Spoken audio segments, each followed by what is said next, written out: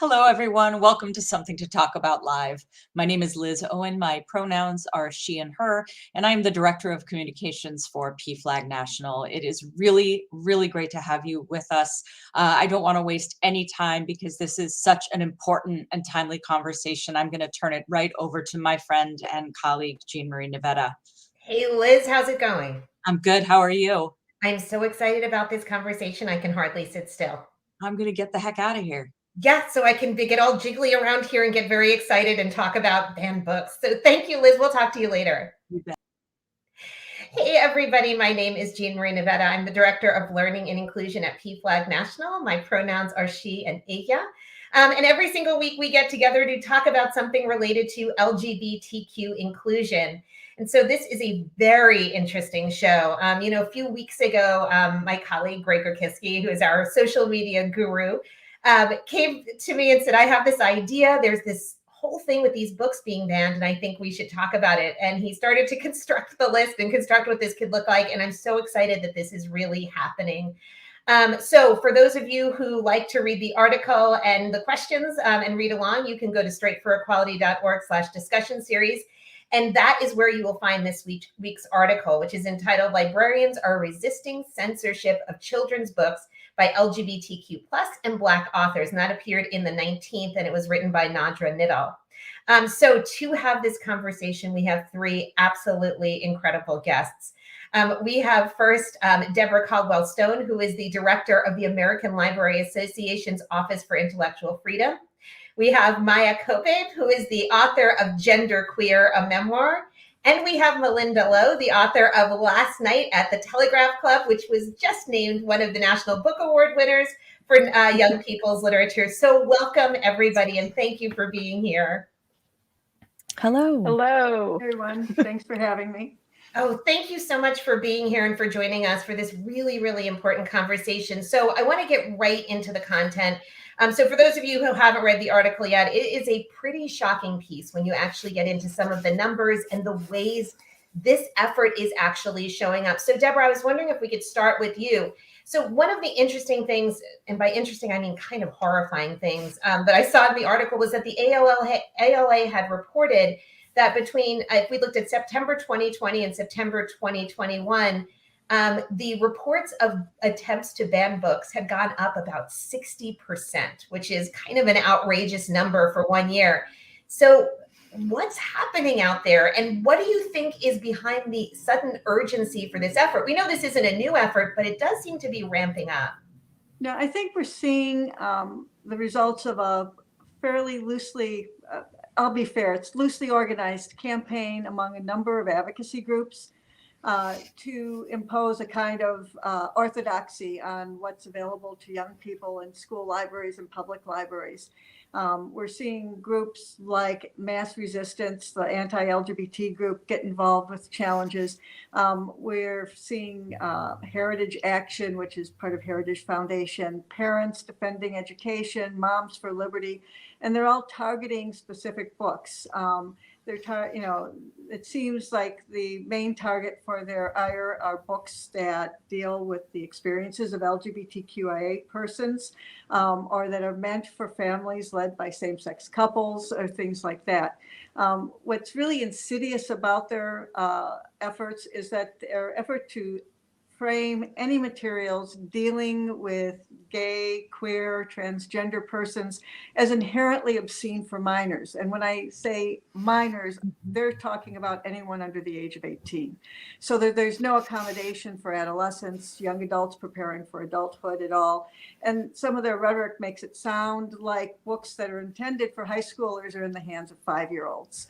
And that's been remarkably effective as well. So we're seeing elected officials join the bandwagon. The governors of Texas and South Carolina have both promised to erase, quote, pornographic materials, unquote, from school libraries and public libraries.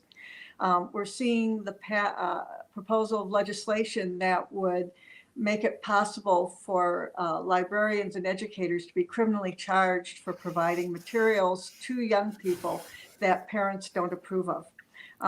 And we're seeing really this rhetoric, this framing around these issues that's being really destructive. we're seeing equal efforts as well, targeting materials dealing with racism, the Black American experience, Black history. It seems to be a twin campaign that feeds off of each other, both LGBTQ materials and materials that they're targeting under that, false rubric of critical race theory. And we sometimes see challenges brought by one group to both sets of materials at one time at school board meetings. Yeah, it's been very intense. And you just keep seeing more and more in the headlines. You mentioned something about the age of readers and how this is being portrayed. Malinda, your book is recommended for readers grades 9 and up, so it's hardly a children's book. Did the level of resistance to your book actually surprise you, given who it was written for? Well, I think the resistance has only really popped up this fall. So Telegraph Club came out in January, and it's done really well over the past year. Like it's sold really well. It's garnered a lot of awards and critical acclaim. It won the National Book Award. I think that the reason it got on these lists is because it's been doing pretty well. I think that the thing to remember is that book challenges are kind of random in the past. Like, it's not clear why certain books are challenged. It's not clear that people actually have read the books that are being challenged. And oftentimes, yes, I can see you all nodding. Oftentimes the ones that are challenged are the best sellers because those are the ones that people are aware of. So far, these challenges have not affected Last Night at the Telegraph Club at all, as far as I can tell. But there is the issue that overt book banning is not the only way it can cause harm. They have this chilling effect on teachers and librarians that can lead them to self-censor and not acquire books at all out of fear that they will be challenged. And, people have their jobs on the line, and I can understand why they would do this, but it's just a hard problem, because we can't we can't resist what we don't know about. So if they're not even buying the books, what can we do? Yeah, and that's really the intent behind some of these efforts is, we actually saw library staff charged with pandering obscenity to minors in Wyoming. And now the prosecutor fortunately dismissed those charges, didn't act on them. But, if you're an educator, if you're a librarian and you know that this is going on, and especially in rural communities, small towns and things like that, it's really easy to decide that you want to avoid the controversy and not acquire the book at all. And that's a real shame because we know that in those communities that there's always young people who want or need the information, want to know about these experiences, are exploring their own gender identity, sexual identity issues. And they really need to be able to reach out and see themselves reflected in library collections. And when that doesn't happen, it just impoverishes their whole educational experience, their whole life, and really defeats the whole purpose of what libraries are all about. It's true. It was interesting. Getting ready for today's show, I read both of the books. Couldn't put either one of them down. If you haven't read these books, you absolutely should make it your business to start reading them. They are just so good. And interestingly enough, Maia, I read about your book before I actually read your book. And so I went into it sort of wondering, what was I going to see compared to what article says? And when I got to some of those places, when you read the context, when you read the whole thing, I literally could not figure out what was going on. So you wrote a great, wrote and drew a great Washington Post editorial about the response to genderqueer, which is just so amazing. What did it feel like to know that your personal story had suddenly made you this kind of lightning rod for other people's resistance? Yeah, it was very strange. My book has been out for even longer than Malinda's. It actually came out in 2019. It's been out for 2.5 years at this point. And when it first came out, I did brace myself for some resistance. I know that it's really common for queer stories to receive pushback online. So I kind of braced myself a little bit for that. But when it didn't come in the first 2 years, I thought, it's probably fine. I'm safe now. And then I really feel like what's happened is that this book, my book, Malinda's book, and a lot of other books have just been caught up in what really feels like a viral social media moment. And I absolutely do think that the majority of the people challenging the books have not read them. So for me, I'm really not taking it as a judgment on my work or on my book. I'm really taking it as like my book is particularly vulnerable because it is illustrated. So it's really easy to flip it open and grab the singular visual images that people disagree with out of context, and really easy to like get them viral online, maybe easier than it would be like a paragraph of like written text. So, I mean, I'm not happy about it. Obviously, it's been a very distracting and kind of upsetting time. But on the other hand, like Melinda said, it's like it hasn't hurt the book at all. The sales are up. It's doing great. Many people have reached out to me in the past couple of weeks to say, I saw your book was banned and therefore I decided to read it and I really enjoyed it, which is like a weird little silver lining. And really, what I'm coming to see is these book bans don't really hurt the book or the author. What they hurt is the communities. It's like what I'm seeing it as a community attacking itself, and like Deborah said, impoverishing itself. Yeah. I couldn't help, as I read both of your books, thinking about, as I've joked a million years ago, being in high school, there were no books like yours on the shelves. And I always go back, I have these moments where I go back and I think 15, 16-year-old me, how would it have been different now? And I just think these kind of books would have been lifelines. Deborah, this whole idea of what appears in schools, what youth have access to, the role that their parents have in controlling this, has certainly become very much of a political tool. In fact, a lot of people have pointed to Glenn Youngkin's campaign in Virginia, which in one of his commercials actually featured a student reading a Toni Morrison book as one of the reasons that he was successful there. That this whole theme, this drum that is being beat, is why he won. Do you think we're going to see more of that in the future as we head towards another round of elections? Absolutely. I think that I would actually argue that it wasn't one of the primary reasons why Youngkin won his election. But I think that what the lesson they took from that, it's a way of activating suburban women that trended toward voting for Biden in the presidential election, and to draw them in and to create controversy around that and activate that particular set of voters. And so we're seeing these groups, Moms for Liberty or Parents Defending Education. They're doing anything but they're out there, they're recruiting, they're organizing campaigns. We're actually seeing efforts to target and recall school board members who vote to support intellectual freedom, to support access to these materials. And so I think it's going to be a real factor in elections. And you can look at the actions of the one state rep in Texas who created that list of 849 bad books. And it's drawing him attention, and otherwise he would be a nobody in the race for Attorney General in Texas. It did exactly what he wanted, which was to elevate his profile and get him attention. And he didn't really ask for anything to happen with these books. He just asked, do you have these books in your library? And the sad thing is we're now hearing from school districts in Texas that there are a number of them using that list to identify and pull books simply because they appeared on his list without anything more.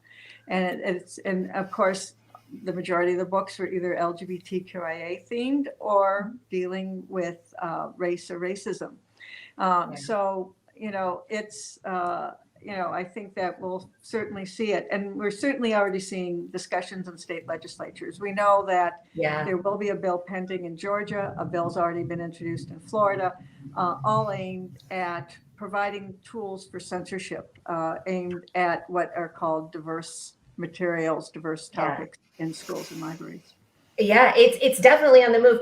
Melinda, your book, it wasn't just about, LGBTQ characters or anything. It had a lot of themes. It was coming of age. It was about race. It was about sexual orientation. It was about expression. It all came into play. Do you think it was this combination that led to so much ire? Because I have to admit, as I read it, I thought, I really have a hard time putting my finger on any one thing that I would call problematic. I mean, it was so many different themes that we need people to learn about. So do you think it was the combination, or do you think there was one thing that really attracted attention? Well, first of all, I want to note that I have not faced anywhere near the amount of book challenges and resistance as Maia has with genderqueer. Like, my books have always kind of floated under the radar. I think maybe because they're novels about queer girls, and that doesn't seem as threatening as novels about trans and genderqueer people. It's an interesting situation to find my books in now, because, as Deborah mentioned, that list of 850 books includes my first novel, Ash, which was published in 2009. Oh my I mean, gosh. that book has been out for so long. It's a lesbian retelling of Cinderella that has, I don't know, I mean, that actually was attempted. Somebody did try to challenge that when it first came out, but that it didn't work. So I think that, again, the problem is they're not really reading these books in the ways that readers read them. You know what I mean? Like, I follow this researcher on Twitter, Richard Price, and he's been getting some of the complaints from the school districts where these books are being challenged, including one school district where Last Night at the Telegraph Club is on their list of pending books to discuss. They've already removed Maia's book from their school district there. But so Richard Price received these complaints, and they say nothing on them. When they ask, why are you challenging this book? It just says parental complaint. That's it. There's no detail. So I'm really not convinced that they know why they're challenging these books. I can confirm that, because we solicit reports from educators and librarians across the country, which goes into our most challenged book lists. And we're getting reports, particularly about genderqueer, that repeat the very same language from a social media post. So we know that they're challenging this based on social media reports that they're reading, or outrage articles in right-wing press, and they're not actually reading the book. And it's not uncommon for that to happen, but this is part of this is fueled by social media and outrage and deliberate. It is. It definitely is. And in some ways, I'm surprised by what you just said, and in other ways, I'm surprised in zero ways. So, Maia, we've been talking about sort of the front side of this, what the bans look like and what making this inaccessible can look like. But your book, as you said, it's been out a little while. We're not talking about the impact that it's had on the readers. And it's really significant. Could you talk a little bit about some of the feedback that you've received from readers, especially the younger ones, and what that's been like? I've been getting so many messages from readers. I mean, ever since the beginning, when the book first came out, I was getting multiple, specifically Instagram DMs. So likely from young people, like a week, and a lot of people saying things like, this is the first time I've ever seen myself represented in a book, or like, I've never heard this described this way, or I didn't even have the language to describe this. And then my favorite type of messages are when people say, like, I shared this with my parents, and then now they like understand me better, or like it's opened up conversations we hadn't been able to have before. Or sometimes the reverse. Sometimes like people say, I'm a non-binary parent and I shared this with my child, and that's like really just like so heartwarming and so lovely. And there has been an uptick of messages again since like the recent banning, and some of them, yes, are people saying, I heard about this because of the ban. And then I think other people maybe are seeing it, maybe slightly more prominently displayed in a bookstore or something, and reaching out, or librarians and teachers saying, like, I have this book in my classroom and I'm going to make sure it stays in the classroom and on the shelf. So that's really heartwarming and heartening. The opposition is typically not listening to us, and they don't particularly care about what's going on. But what is the thing that you wish that they could see or hear about books like yours? Because I think they're so riled up in maybe not even reading the book and just getting to the ban. What are they missing that they're not listening to? I think that they're missing how like smart young people are, and how most, especially like teen and middle grade readers, if they come across this type of material, it's often because they're seeking it out, because they're already questioning these topics, because they want to know things about this. And that includes topics of critical race theory or civil rights, students' rights, sexual health and abortion, which are all topics that also showed up on that 850 book list. Like, teens are so smart and they're so curious and they really want knowledge about the world, but sometimes they feel too like shy or hesitant to like ask like a parent or a teacher directly. And so And I also know, like, as a teen, a couple of times I did come across a book that felt like it wasn't quite right for me, but I was very good at being like, I'm not ready for this book and setting it aside. And I think that they're not counting on, yeah, just how smart and thoughtful young readers are, and that they are ready. If they're ready for this material, like, they will know. Yeah. And just the fact that you can learn so much from books that are both also about people that are completely different from you. And it can really, like, open up windows of empathy. Yes. I have to admit, while I was reading yours, I was actually saying this to one of my colleagues earlier, as somebody who's identifies incredibly binary, cisgender, and gay. There were so many parts of it where I found myself saying, I know what that feels. Oh my goodness, Yeah. I've had that too. Yeah.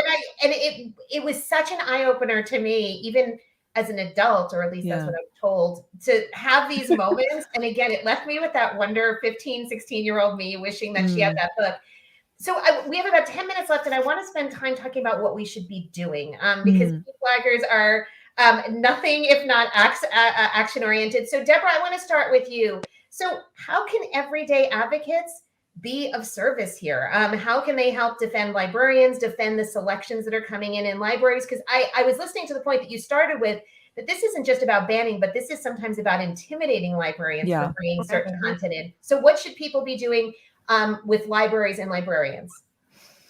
In the present moment, start showing up at board meetings. I'm dead serious. I think we've gotten into the habit of kind of ignoring small local elected boards, school boards, library boards, and they're taking advantage of that. They're targeting those groups. And so we need people to show up and speak up at board meetings. More importantly, we need people to show up and vote in these elections. We do know that they're organizing deliberately to take over seats with an a pro-censorship agenda. And we've already had it happen in 3 library boards out west, where individuals who vowed to scrub the library of LGBTQ materials were elected to the library board. And because boards are the decision makers, they set the policy, they make the decisions. They may well have the power to do that if somebody doesn't go to court and challenge it. So get involved with local elections and pay attention to your local press. If you don't have any, pay attention to your local media. Join local, if you've got a friends group for your local libraries, if you've got a PTO, that's another place where you can make a real impact in changing the rhetoric around the schools, because these people get attention because they're the loudest voices. They need counter voices. So I guess what we're saying right now is, engage in your local community and be involved with your schools and your libraries. If there's a support group, join it, and pay attention to what's going on, participate in elections. Better yet, stand for election, stand for those seats, compete for them, offer an alternative vision so that people know that censorship isn't the lesson we want to be teaching our young people today. It's really as fundamental as that. But also, and pulling out a little bit further, state legislatures. I know that it seems like we're powerless, that we've been gerrymandered to death, but even a few voices at a hearing can help turn away censorship legislation at this point. I know it would be unprofessional for me to cheer, but just know in my head I'm cheering right now at every word you just said. Get involved in your school boards. This has been a strategy in opposition for years. We need to play that same game, but even better. So both Malinda and Maia, I would love to hear from you from the perspective of content creators. So what can advocates do to protect books like yours? What can parents and students do? And maybe Malinda, we can start with you, and then Maia. Sure. I think that something that I am still very concerned about is this self-censorship, this quiet censorship where the books are just not acquired. And I really want to encourage parents to talk to your kids, ask them what they're reading at school, ask them if they, it depends on your relationship with your kid, but ask them, if they hear about anything like this going on at their school, because the biggest problem is that we don't know what's happening. So if you find out about a book challenge at your school, or an instance when a book has been silently removed, get on your social media networks and tell people about it. Tell your local community, tell people on your Facebook groups, I want to know. Yeah. Tell the ALA. Yeah, there's a form on the ALA website, like right in. Yeah, tell people, because that's the only way we'll know. Like a lot of times people ask me if my books have been banned, and I'm just like, well, I only know if it's in the news. Yeah. You know, Yep. because people don't necessarily come and tell the author. And I can't speak for other authors, but if you find out about me, tell me. I want to know. Yeah. I'm on Twitter. Just tell me. And so, spread the news. I think we all have to share this information. I think so much of this happens in darkness. I mean, people just are not, it's not seen. And so it slides by. Maia, what about you? What do you think? Yeah, I was just going to say the first time I heard about genderqueer being banned was through the ALA's banned book field report from 2020. And there must have been a couple of instances in 2020 that I literally never heard about until the field report came out in September of this year. I would say, checking the book out from the library, and so that the librarians know, oh, this is in circulation and people are interested in this. And then if there's not a copy available of either of our books or any book that you see that's banned that you want to try reading, every library has something on the website where you can request a purchase, and you can request that they buy it. And I think librarians seeing those purchase requests, it's sort of that is also almost like an email or a direct voice of them knowing oh, people in the community are interested in this and they want this available and they want to read this. Excellent. I really appreciate that, because I think so many people often feel powerless. I mean, sometimes this feels like the train has left the station, and I think there is always an opportunity to get it back. And I think these are really tangible suggestions, things like requesting the book, letting people know that there in fact is demand for this content, is so absolutely critical. So I'm going to take my book nerd privilege moment here, which is asking all of you to tell us something fantastic that you have been reading lately. Because I think one of the best things that we can do with our platforms isn't just talk about the problems, but talk about what is going right and what we are really enjoying. And so I'm going to start again with Deborah so we can go around. Oh, I have to say I've been so busy. I haven't had a lot of time for recreational reading for the last few months. But actually, I'll highlight a book I still cherish, and that's Absolutely True Diary of a Part-Time Indian. And it was just a glimpse into a world I didn't know anything about, and the experiences of the protagonist and navigating the two worlds, his life on the res and the life in the white high school and things like that. And I just enjoyed it. I remember vividly working on a challenge in a small community where all the young men in the community, all the 14-year-olds were carrying the book because it was the first time they'd ever read a book that accurately reflected their lives living in rural poverty. And they were just so devoted. And it was heartbreaking when the board voted to remove the book from the library collection. But that's one book I really cherish. Thank you. Malinda. Well, I want to talk about this wonderful book, The Legend of Auntie Po by Xingyan Kaur, which is a graphic memoir. It's absolutely beautiful. The art is wonderful.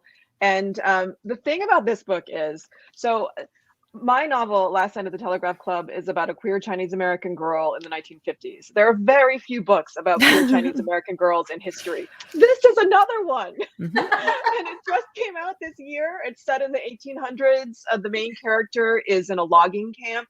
It's wonderful, and it's about self-made myth and coming of age and exploring her identity as a queer person as well. It's a wonderful book. Highly recommend it. Second that. I love that book.